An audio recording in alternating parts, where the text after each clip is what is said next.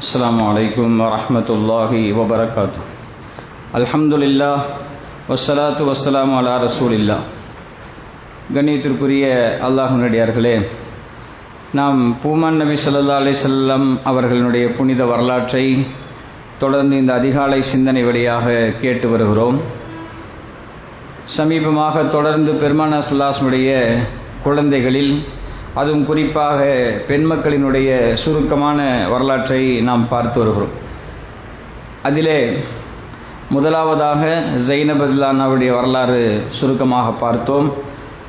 அடுத்ததாக ருக்கையா ரலியல்லாஹு அன்ஹா அவர்களுடைய வரலாற்றை நாம் சுருக்கமாக பார்த்தோம். மூன்றாவதாக உம்மு குல்சூம் ரலியல்லாஹு அன்ஹா அவருடைய வரலாற்றை நாம் இப்போது பார்க்க இருக்கிறோம்.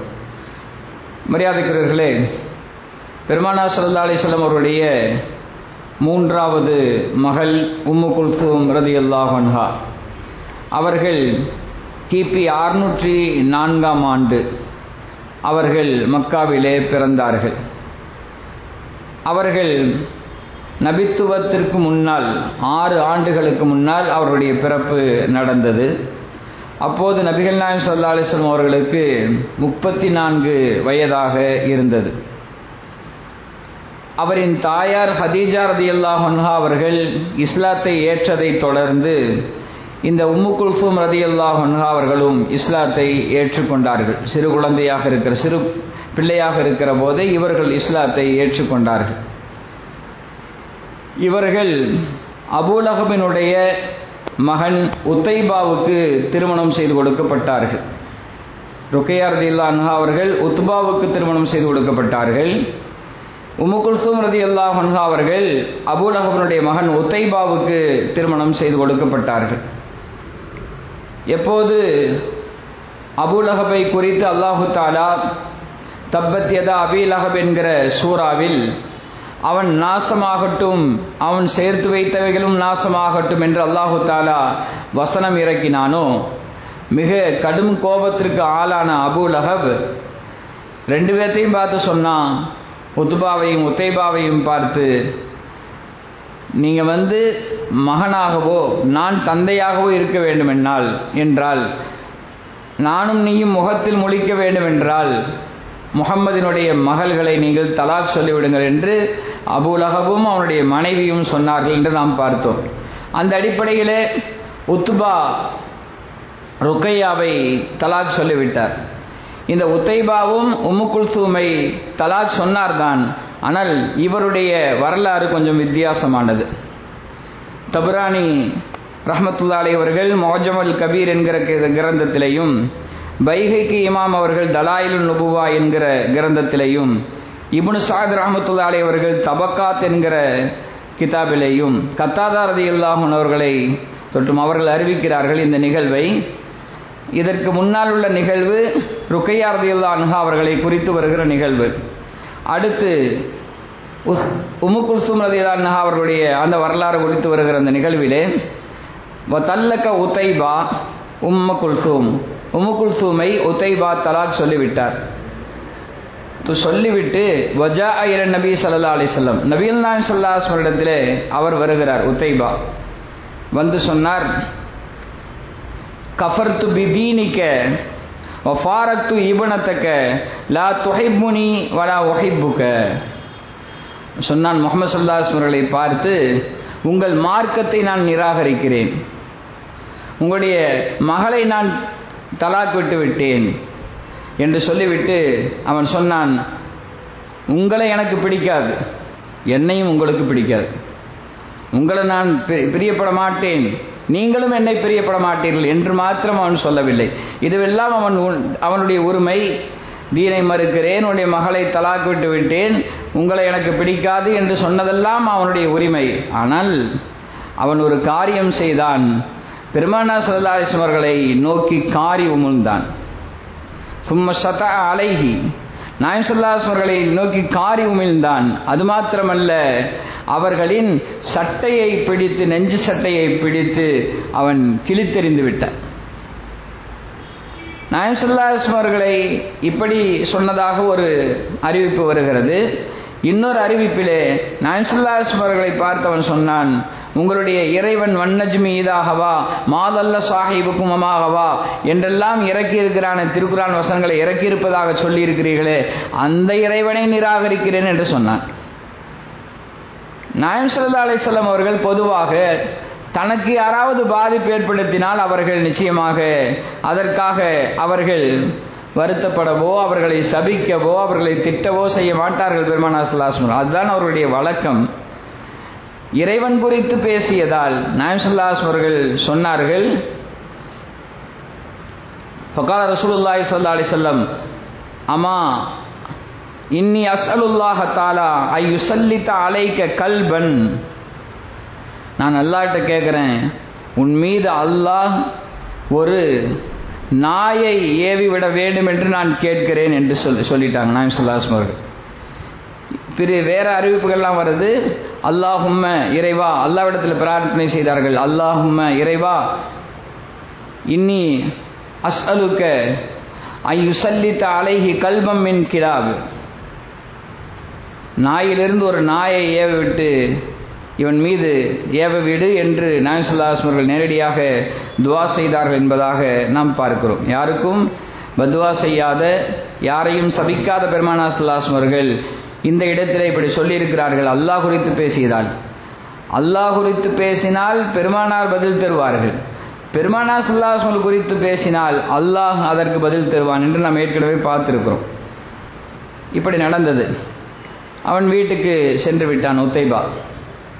அபூலஹப் கேட்டான், என்ன தலாக் விட்டுட்டியா, நீ முகமதை போய் பார்த்துட்டு வந்தே, என்ன சொல்லிட்டு வந்தே, என்ன அவர் சொன்னார்னு கேட்டான்.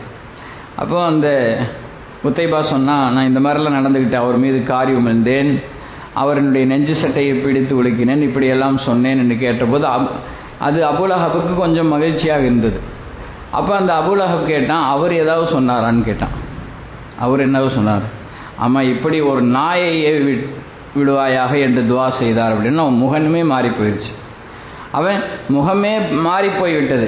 வல்லாஹி மா ஆமனு அலைக்க துஆஹு யா புனைய வல்லாஹி மா ஆமனு அலைக்க துஆஹு, மகனே முஹம்மது ஸல்லல்லாஹு அலைஹி வஸல்லம் அவர்களுடைய அந்த பிரார்த்தனை இருக்கிறதே அது ஏற்றுக்கொள்ளப்படும் சொன்னாங்க.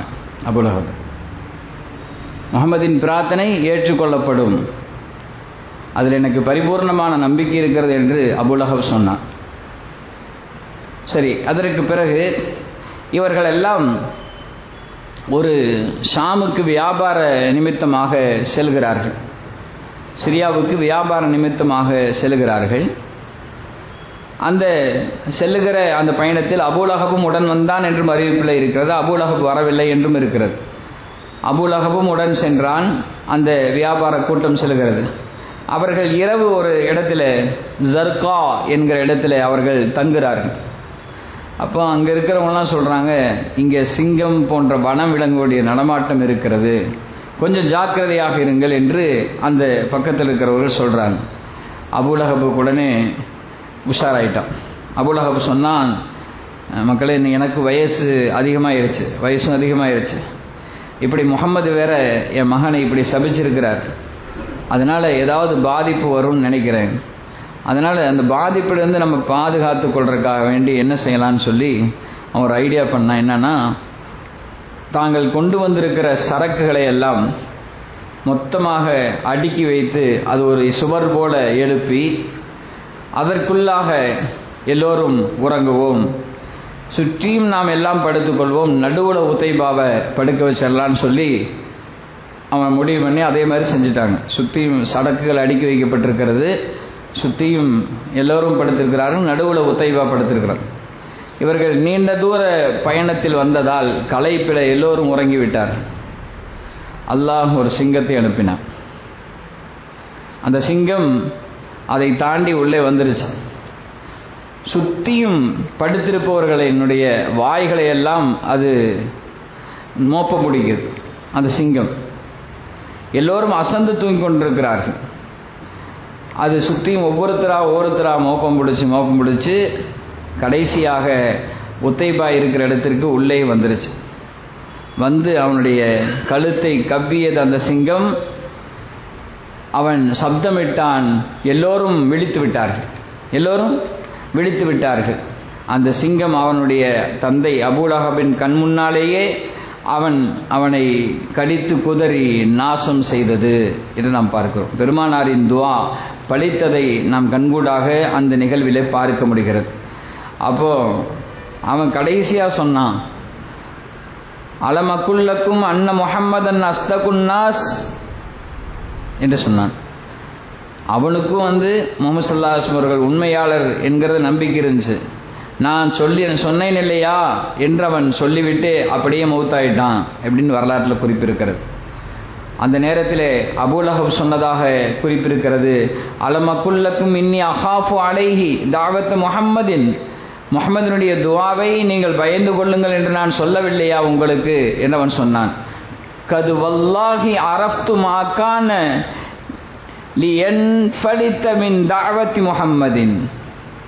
அல்லாஹ்வின் மீது ஆணையாக முஹம்மதின் துஆ யாருக்காவது எதிராக அவர் துஆ செய்தால் அது பலிக்காமல் போகாது என்று அபூலஹப் சொன்னான் என்று நாம் பார்க்கிறோம். இன்ஷா அல்லாஹ் வரலாற்றை நாம் தொடர்ந்து பார்ப்போம். இன்ஷா அல்லாஹ் அவ்வளவுதான்.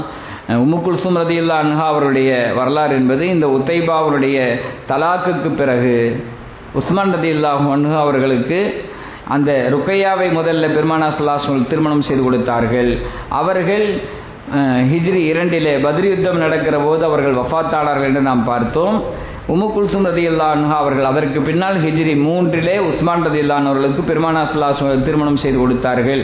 நாயகத்தின் வார்த்தையிலிருந்து இப்படியே வருகிறது, எனக்கு 10 மகள் இருந்தாலும் அத்தனை பேரையும் உஸ்மானுக்கே நான் திருமணம் செய்து கொடுப்பேன் என்றார். அந்த அளவுக்கு உஸ்மான் ரலியல்லாஹு அன்ஹு மீது பெருமானார் ஸல்லல்லாஹு அலைஹி வஸல்லம் அளப்பரிய பிரியம் வைத்திருந்தார்கள். அவர்கள் அப்படிப்பட்ட குணத்துக்கு சொந்தக்காரராகவும் இருந்தார்கள். அந்த உம்மு குல்சூம் ரலியல்லாஹு அன்ஹா அவர்களோடு உஸ்மான் ரலியல்லாஹு அன்ஹு அவர்கள் வாழ்ந்தார்கள். ஹிஜ்ரி 9 உம்மு குல்சூம் ரலியல்லாஹு அன்ஹு அவர்கள் ஷாபான் மாதம் வஃபாத்தானார்கள் என்று பார்க்கிறோம். அவர்களுக்கும் குழந்தை இல்லை. உஸ்மான் ரலியல்லாஹு அன்ஹு அவர்கள் மூலமாக உம்மு குல்சூம் ரலியல்லாஹு அன்ஹா அவர்களுக்கு குழந்தை இல்லை. ருக்கையாவுக்கு அப்துல்லா என்கிற குழந்தை பிறந்த சிறு வயதிலேயே இறந்து போனது. இதுதான் உம்மு குல்சூம் ரலியல்லாஹு அன்ஹுடைய சுருக்கமான வரலாறு. இன்ஷா அல்லாஹ் வரக்கூடிய தொடர்களில் நாம் பெருமானார் ஸல்லல்லாஹு அலைஹி வஸல்லம் பாசத்திற்குரிய மகள் ஃபாத்திமா ரலியல்லாஹு அன்ஹா அவருடைய வரலாற்றை நாம் பார்ப்போம். அல்லாஹ் தஆலா பெருமானார் ஸல்லல்லாஹு அலைஹி வஸல்லம் வரலாற்றை கேட்பதின் மூலமாக அதிலிருந்து கிடைக்கிற படிப்பினைகளை பின்பற்றி நடக்கூடிய நல்ல தௌஃபீக்கினை அல்லாஹ் தஆலா நம் அனைவருக்கும் நல்குவானாக. ஆமீன். வாஹிர் தாவான் அல்ஹம்துலில்லாஹி ரப்பில் ஆலமீன். வஸ்ஸலாமு அலைக்கும் வரஹ்மத்துல்லாஹி வபரகாத்துஹு. சுப்ஹானல்லாஹி பிஹம்திஹி சுப்ஹானக்கல்லாஹும்ம வபிஹம்திக நஷ்ஹது அல்லா இலாஹா இல்லா அன்த வனஸ்தக்ஃபிருக வனதூபு இலைக். ஆமீன். சுப்ஹான ரப்பிக ரப்பில் இஸ்ஸத்தி அம்மா யசிஃபூன் வஸலாமுன் அலல் முர்ஸலீன் வல்ஹம்துலில்லாஹி ரப்பில் ஆலமீன். ஸல்லல்லாஹு அலா முஹம்மத் ஸல்லல்லாஹு அலைஹி வஸல்லம். ஸல்லல்லாஹு அலா முஹம்மத் ஸல்லல்லாஹு அலைஹி வஸல்லம். ஸல்லல்லாஹு அலா முஹம்மத் யா ரப்பி ஸல்லி அலைஹி வஸல்லம்.